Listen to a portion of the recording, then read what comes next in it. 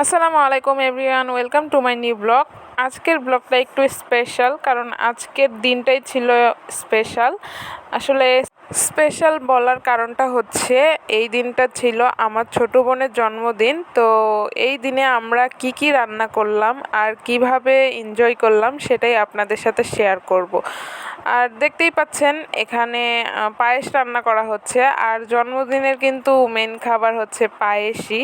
পায়েস না থাকলে জন্মদিন ঠিক একটা জমে ওঠে না, তাই এই তো আমরা পায়েস রান্না শুরু করে দিয়েছি। আর এখানে পায়েস রান্না প্রায় শেষের দিকেই।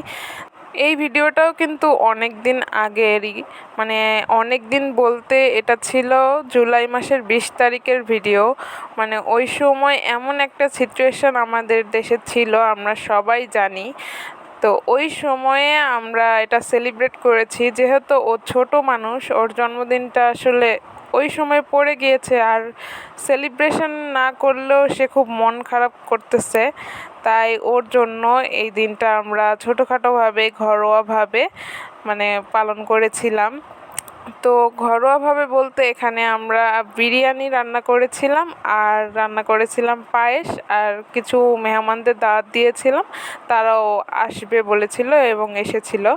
তো সব কিছুই দেখতে পারবেন এই ভিডিওতেই। তো এখানে দেখতেই পাচ্ছেন আমরা হচ্ছে বিরিয়ানি রান্নার প্রসেসটা শুরু করে দিয়েছি। আর বিরিয়ানি রান্না করার জন্য এখানে একটু মাংস নেওয়া হয়েছে। আর মাংসটা ভালো মতো মানে সব ধরনের মশলা দিয়ে মিক্স করে এবার এটাকে কষিয়ে নেওয়া হচ্ছিল। আর অন্য আরেকটা কড়াইয়ের মধ্যে এভাবে বড় বড় করে আলু কেটে সেটাকে লো হিটে সুন্দর করে ভেজে নেওয়া হচ্ছিল। আর বিরিয়ানির কিন্তু আলুই মজা, আলুটা যদি একটু ভেজে নিয়ে তারপরে বিরিয়ানির মধ্যে দিলে কিন্তু এটা অনেক মজা লাগে। মাংস ছেড়ে তখন আলুই বেশি টেস্টি হয় খেতে। তো যাই হোক, এখানে আমাদের মাংসটা কষানো হচ্ছিল। আর এই বিরিয়ানির মাংসে কিন্তু হলুদ দেওয়া হয় না, আমরা দিইও নাই। আসলে মাংস রান্না করতে যে যে মশলাগুলো লাগে ওগুলো সবই দেওয়া হয়েছিল, শুধু গুঁড়ো মরিচটার পরিবর্তে কাঁচামরিচ দেওয়া হয়েছিল, আর হলুদটা দেওয়া হয় নাই। আর এখানে মাংসটা একটু কষিয়ে আসলে এর মধ্যে দেওয়া হয়েছিল দুধ। আসলে এটার মধ্যে দই দিলেও দেওয়া যায়, কিন্তু ওই সময় আমাদের কাছে দই ছিল না, হাতের কাছে দুধ ছিল, তাই দুধটাই দেওয়া হয়েছে। আর দুধটা মাংসের মধ্যে দেওয়ার পরে এটা আরেকটু ভালোভাবে কষিয়ে নিতে হবে, যাতে পানি পানি না থাকে বা দুধটা বেশি পরিমাণে না থাকে। এরপরে ওইটা একটু কষিয়ে আসলে এর মধ্যে দিয়ে দিতে হবে টমেটো সস। এটাও কিন্তু ঘরোয়াভাবে তৈরি করা টমেটো সস। আর এরপরে আমরা দিয়ে দিয়েছিলাম এই যে রাঁধুনি বিরিয়ানি মশলাটা, সেটা দিয়ে ভালোভাবে সবগুলো মাংস মিক্স করে নিয়ে কষিয়ে নিতে হবে। আর এই যে আমাদের মাংস কিন্তু রান্না প্রায় রেডি। ওই মশলাটা দেওয়ার পরে একদম কালারই চেঞ্জ হয়ে গিয়েছে।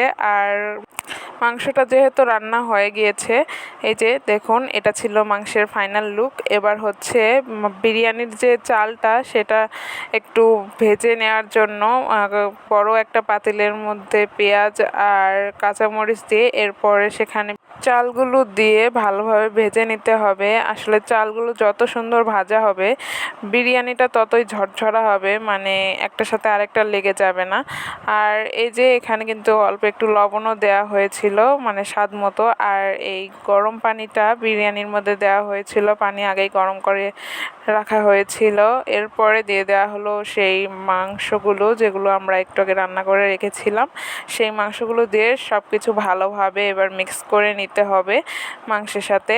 আর ওইদিকে যে আলুগুলো ভেজে রেখেছিলাম সেই আলুগুলো একসাথে দিয়ে দেওয়া হচ্ছে, মানে সব কিছু একসাথে দিয়ে পরে চালের সাথে সেই মাংস আর আলুগুলোকে সুন্দর করে মিক্স করে নিতে হবে। আর যেহেতু বিরিয়ানির পরিমাণটা একটু বেশি ছিল, তাই আরেকবার রাঁধুনির সেই বিরিয়ানি মশলাটা দিয়ে দেওয়া হলো, যেটা একটু আগে মাংসের মধ্যে দিয়ে দেওয়া হয়েছিল, সেটা আরেকবার সেই বিরিয়ানির মধ্যেই দিয়ে দেওয়া হলো। আর এখানে আমাদের বিরিয়ানি কিন্তু অর্ধেক ফুটে গিয়েছে, তাই চুলার আঁচটা একদম মিডিয়াম রেখে এটাকে সুন্দর করে নেড়ে দিতে হবে যাতে নিচে লেগে না যায়। আর যখন চালটা অর্ধেক সিদ্ধ হয়ে আসবে তখন কিন্তু এটার নিচে আরেকটা কিছু দিয়ে দিতে হবে যাতে চালটা নিচে না লেগে যায় আর সুন্দর মতো ফুটে যায়। তো যাই হোক, আমাদের রান্নাবান্নার পর্ব শেষ। এটা ছিল আমার ছোট বোনের বার্থডে কেক। ও কিন্তু খুবই খুশি হয়েছিল দেশের ওই অবস্থাতেও যে ওর জন্য এতটুকু আয়োজন করা গিয়েছে, এটাই অনেক সবার কাছে। তো এটাই ছিল আজকের ব্লগ। কেমন লাগলো অবশ্যই জানাবেন। ভালো লাগলে লাইক, কমেন্ট, শেয়ার, ফলো করে পাশে থাকবেন। আল্লাহ হাফেজ গাইস।